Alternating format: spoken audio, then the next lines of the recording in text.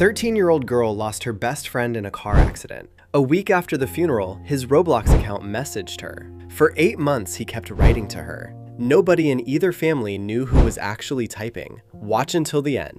Isla was 13, and her best friend Tyler had also been 13. They had met in 4th grade and stayed close in a way most 4th grade friendships do not. He was the easy kind of friend, the kind who texted you good morning before he texted his own family. They played Brookhaven together every single day after school for almost 3 years. They had a secret game. They named every house in the server after teachers they did not like. They had a yellow couch in their favorite house that they pretended was a portal to another dimension. They had a list of inside jokes that nobody else in the whole world would ever understand. Tyler died on a Thursday afternoon in October on the way home from his soccer practice. A driver ran a red light. Nobody in the car had done anything wrong. It was just one of those days. Isla found out from her mother on the kitchen floor in their house at 7 that evening. She did not cry the first night. She did not cry at the funeral either, 4 days after that. She cried for the first time 8 days later, when she opened her Roblox account at midnight. She did not know why she opened it. She was not going to play. She just wanted to see his name. Tyler's account was still on her friends list. It still had the little green dot showing him as offline.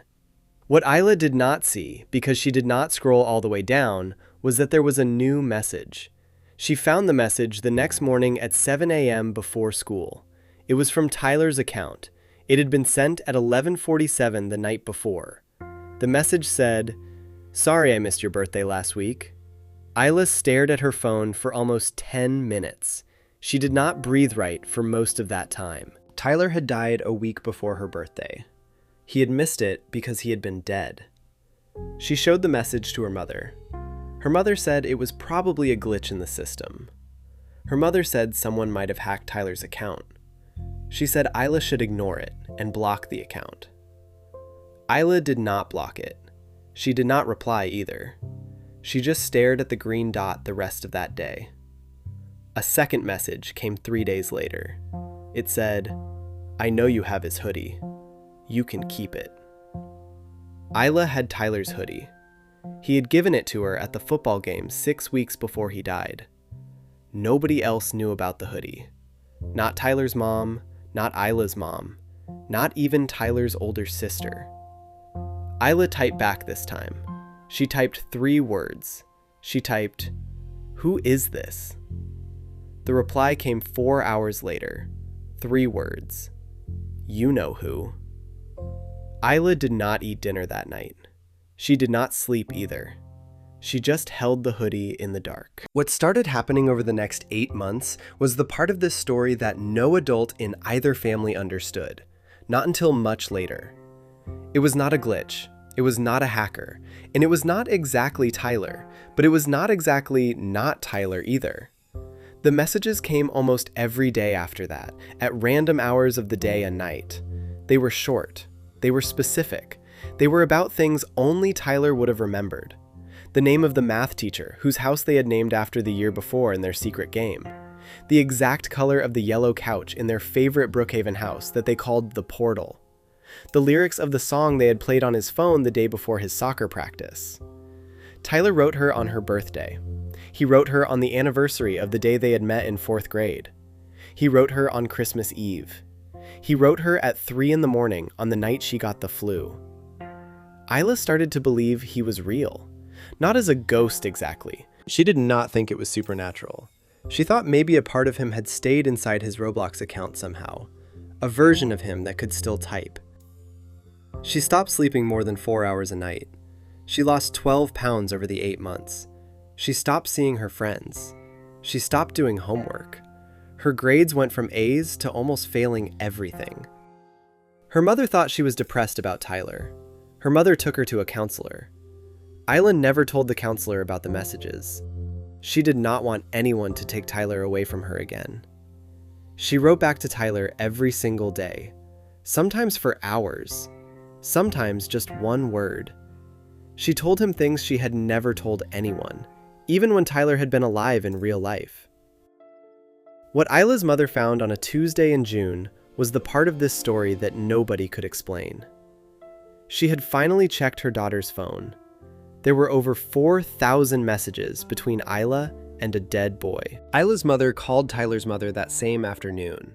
She did not know how to say what she had read. She read 3 of the messages out loud over the phone. The line was quiet for a long time after. Tyler's mother said, "Tyler did not have an account. He had not played Roblox in over a year." Tyler had been playing Brookhaven with Isla every day for 3 years. He had been on her friends list when he died. His mother said she had no idea what account that was. She said she would have to ask his older sister. Tyler's older sister was 16 years old. Her name was Lena. Lena had not spoken at the funeral. She had not really spoken to anyone in the family since the accident. She lived in her bedroom now. She ate dinner alone. She had been failing 11th grade since November. Her mother knocked on her door that Tuesday evening. She did not yell. She just asked one question. She asked if Lena knew anything about a Roblox account that had been messaging Isla for 8 months. Lena did not speak for almost a full minute. Then she started crying in a way her mother had never heard before. The Roblox account had not been Tyler's. Tyler had deleted his account a year before the accident. Lena had created a new one with his username the week after the funeral. She had not told anyone. She had been writing to Isla every single day for 8 months, from the only place where her brother still felt alive. She knew the inside jokes. She knew about the yellow couch. She knew about the hoodie. She had been listening to Tyler talk about Isla for 3 years.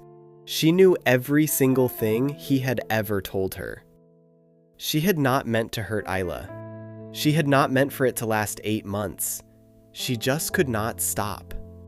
Every time she tried to log off, she felt like she was burying her brother all over again. This is the part of the story that, if you are watching this, you should probably hear twice.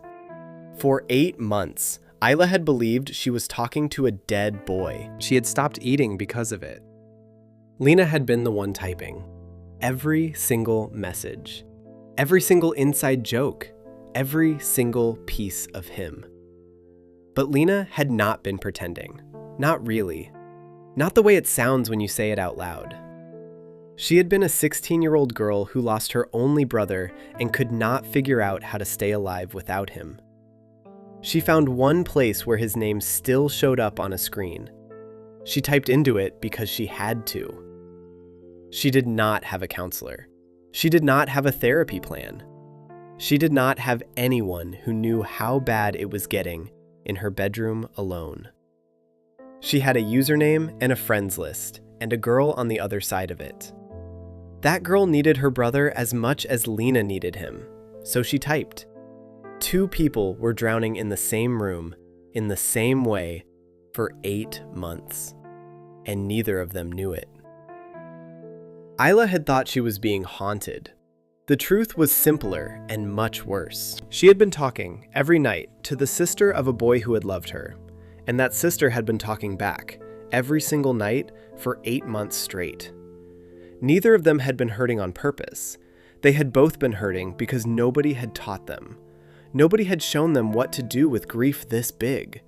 Nobody had told them where to go. The messages stopped on a Tuesday in June, in the same week that 2 mothers finally started talking to each other. That was the part of the story that mattered, not the messages, not the 8 months, the talking. Isla and Lena met for the first time at a coffee shop 3 weeks after the messages stopped. They sat across from each other and did not say anything for almost 20 minutes. Lena brought Tyler's phone. The screen was cracked. The wallpaper was a photo of him and Isla at the football game. Lena gave it to her. She said Tyler would have wanted her to have it. Isla cried for the first time in months. The kind of crying she had been holding in for almost a year. Both families started family therapy together. Both girls started individual therapy after that. Isla started sleeping again about 4 months after the coffee shop. She started eating again about 6 months after. Lena finished 11th grade in summer school. She is in her senior year of high school now and doing better. The 2 girls still talk. They do not play Roblox anymore. They go for walks instead. If you are watching this, here is what Isla and Lena both learned the hardest way possible. When somebody you love dies, your brain will try to find them anywhere it can. That is not crazy. That is grief. Grief makes people do things that look strange from the outside, but feel like survival from the inside. If you are the one grieving, you do not have to figure it out alone. Tell an adult. Tell a counselor. Tell anyone who will listen at all, even if it feels like nobody wants to hear it right now. The thing you are doing in secret because it makes the pain stop will eventually make it worse. And if you know someone who lost somebody important to them, do not assume they are okay because they look okay. Check on them at 3 in the morning. Check on them at random Tuesdays in June. Check on them 8 months later when everyone else has already moved on and forgotten that the world ended. Nobody told Lena that she could ask for help, so she did the only thing she could think of instead. 2 girls almost lost themselves trying to keep one boy alive on a screen. They are okay now because someone finally checked his phone. If you watched until the end, give it a like and subscribe so you don't miss any new stories. Bye for now, everyone.